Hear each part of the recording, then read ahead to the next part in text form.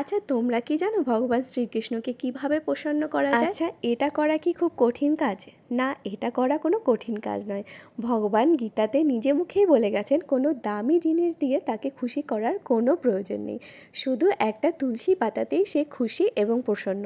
কিন্তু সেটা পুরো ভক্তি এবং পুরো মন দিয়েই তাকে নিবেদন করতে হবে।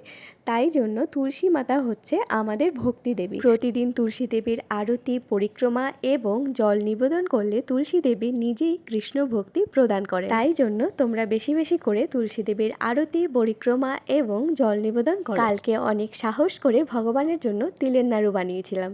আসলে এর আগে আমি একবার বানিয়েছিলাম, আমার ঠিকভাবে হয়নি, কিন্তু এবার বানিয়েছি, হয়েছে, কিন্তু শেপটা আমি ঠিক আনতে পারিনি। কিন্তু পরের বার আমি আরও সুন্দর করে ভগবানকে বানিয়ে দেব। এরপর আমি ভগবানকে ভোগ নিবেদন করে বাচ্চাদেরকে প্রসাদ দিয়ে দিলাম।